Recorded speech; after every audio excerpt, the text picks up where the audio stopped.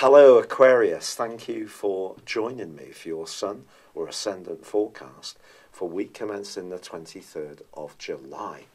Excitement really abounds in your situation this week, and that's because the Sun moves into the most dramatic location for you as far as relationships. Mercury's already here, which has been emphasising the more logical and detached side of your nature. But the Sun arriving in its home zone is really going to see your fire be activated. If you're single and really don't want to be, you're going to be much more motivated about changing that, particularly this week and over the next 4 weeks too. Why? Well, Mars in your sign is going to be in opposition with the Sun. This is going to give you a bit more devil may care, a bit more of a devil may care attitude, which actually, the more you let go and become less self-conscious and take a few chances, the more something may work out for you successfully. But it's not asking you to be reckless, and certainly in an existing relationship, to avoid quarrelness where possible. It is true that Jupiter and Venus also continue to forge a beautiful angle in the first half of this week. When it comes to your professional situation, diplomacy can certainly take you far, and there could be some good financial news. However, with Neptune also in opposition to Venus, you must stay resolutely grounded. Neptune has perhaps been a bit of a distorting influence since 2012 when it comes to your attitudes to money. Not that you've necessarily become very slapdash, just in subtle ways things may have changed a little bit for you. You could have become a lot more idealistic about what you do with any spare cash, which is obviously a lovely thing. But the full moon, which occurs on Saturday, is a really big influence because the moon is alongside Mars in your sign. This is quite volatile. If you're involved in a relationship which isn't working very well, I do feel that you could be very outspoken about letting the other person what you're not happy about, and you probably won't hold back. If you're someone who prefers to avoid conflict, and let's be honest, Aquarius people generally like a more cooperative approach to life and all sorts of strands. But if there is some situation where you really do feel someone's taken you for granted, and it could be around your generosity, I feel that this may be the point that you say absolutely no more. So quite a vocal you can come to the fore, but equally a very sexy you, someone who believes in yourself and your appearance and your alluringness in a much more passionate way, can see you much more active in interacting with others. It's been a real pleasure being with you. Thank you for joining me.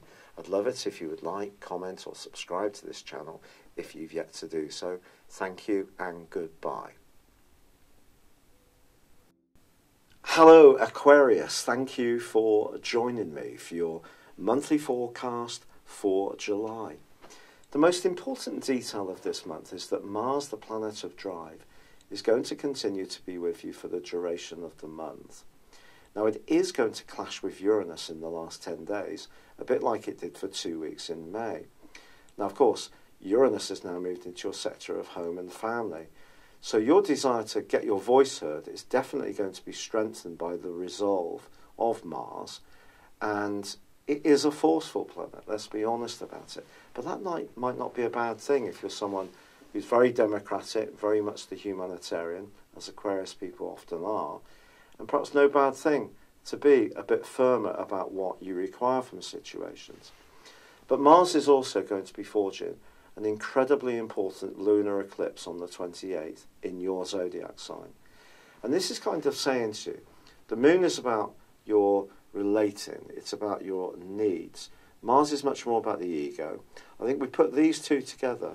In the next 6 months, I think you're going to have a determination to have your voice heard like you've not had for many a moon. You want to gain greater recognition. Now that could be in terms of your work, your creativity, in terms of your family, your friendship group, your locality, or it could just be something that's very deeply personal to you. But I do feel that as long as you handle this well, this can be a very positive influence. If you don't handle it so well, it could make you more volatile, it could make you a bit needy. It could make you a bit more self-centered, if I dare say it. I'm sorry, I'm the astrologer who tells the truth. Everyone else seems to tell everyone everything's going to be amazing. And of course, a lot can be amazing, but we live in a very difficult world. So let's get real, yeah? And I'm sure as an Aquarius, you would really relate to that too.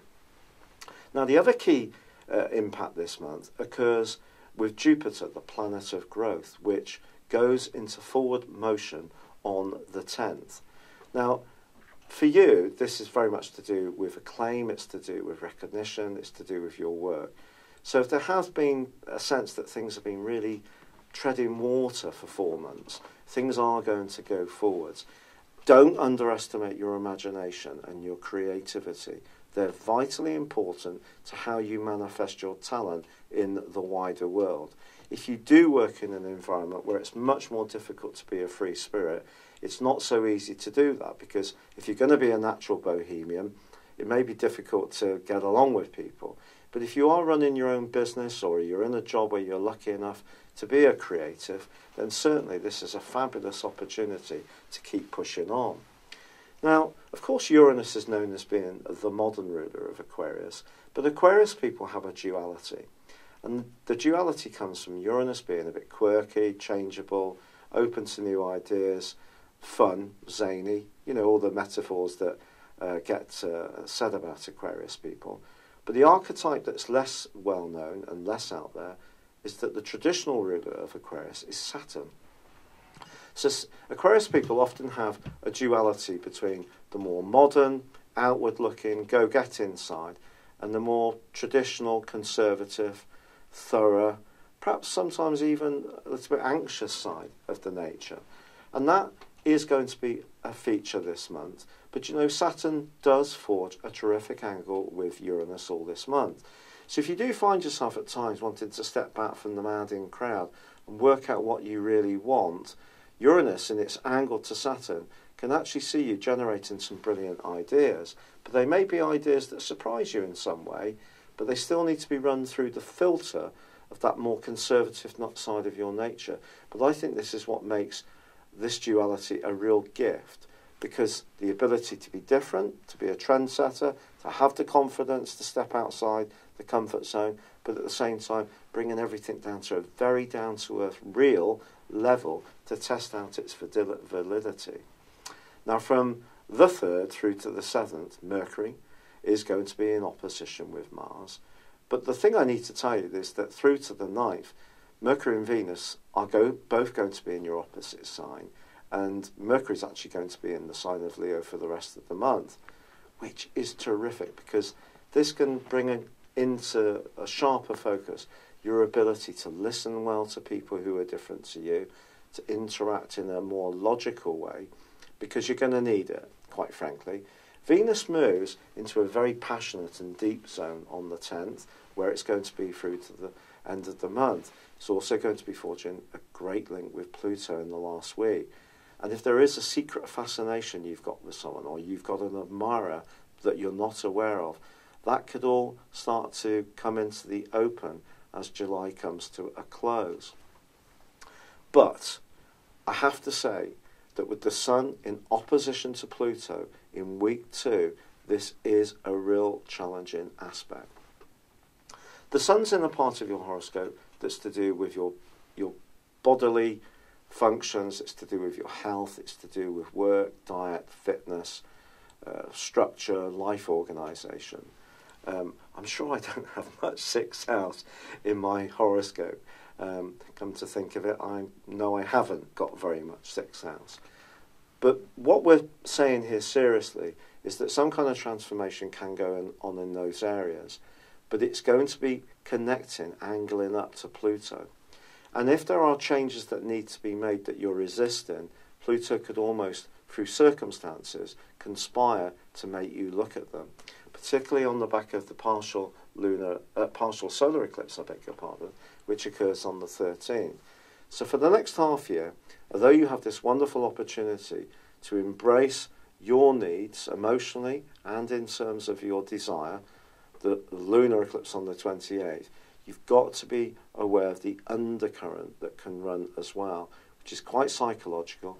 If you're someone who finds it difficult to think or talk about mental health, for example, try to see things in the body as being multifunctional. We're not just the mind, we're not just the body. The body doesn't serve the mind. It's all integrated. The more we think like this, the more we get away from this shame of sensitivity around emotions, which can be a problem for Aquarius people in a way because of the logic, the more you can integrate this particular rather challenging aspect. But if you do work somewhere where you don't particularly like the people, then watch your back a little bit. I can only be truthful here. Pluto is about secret enemies. And because it's in the 12th house, that is the area of secret enemies. So just be mindful that someone may plot or use the dark arts to in some way get at something that you're doing in a very honourable and worthy way, maybe even something I'm doing too. So we just need to be conscious of life's politics, not see life through the prism of the purity of the baptism which rules the sign of Aquarius, about the the sharing of high ideals, of being sweet, getting on with lots of different people. It's about getting real about what life's really like, and life isn't always very pleasant. So just be conscious that there could be some politics swirling around on the back of that particular partial solar eclipse. But redemption does come on the 23rd when the Sun moves into Leo. This is lovely if you're wanting to improve your relationships, meet someone. But on the 26th, Mercury does slam on the brakes. Mercury, how do you find Mercury retrogrades? The last one that we had, oh my word, the amount of glitches with computers and software and forms and all sorts. But of course, all we can do is try to mitigate the things that we can influence. So in this area, this is about relating. So it's about tuning in, listening, something that I feel that most of us don't often do particularly well when it comes to others, because we're caught up in our own needs. But if you can, create a calmness over the next 6 months to tune into people on the back of the lunar eclipse that occurs, I think this initial Mercury retrograde will be less notable. However, what is obviously going to make things a bit more difficult is the fact that Mars is squaring with Uranus. So if you find yourself more impulsive as this month draws to a close, just try to rein that in a little bit. Try to think things through, still retain the logic that Uranus gives you, put it through the filter of reality that Saturn gives you.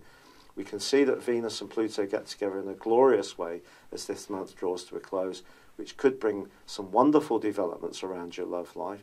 Perhaps a relationship that you've been working on, you're about to bring out into the open and parade someone that you immensely love and care for in a much more public way. But I think generally transformation for us all, whatever zodiac sign we are, is going to be very much to the fore with the Sun's opposition to Pluto this month, with Uranus's new location, with Uranus's angle to Saturn, with Jupiter going forwards, and that, most important, lunar eclipse in your sign on the 28th, combining with Mars. It's been a real pleasure being with you, Aquarius. I'd love it if you would like or comment on this video. Tell me what you think about my videos.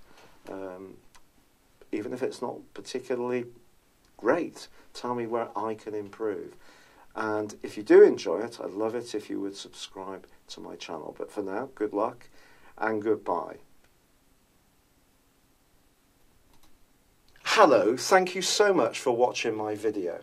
I'd love you to join me at my Horoscope Ace app. You can find this at www.horoscope-ace.com. You can use it through Android, iOS, Apple or Facebook. Check out your ascendant or your moon sign, or download your free birth chart. There's all your favourite videos, plus there are daily, weekly, monthly and yearly horoscopes for general, love, Chinese and Indian astrology. If your passion is tarot, there's my brilliant 3-card money or love tarot readings too.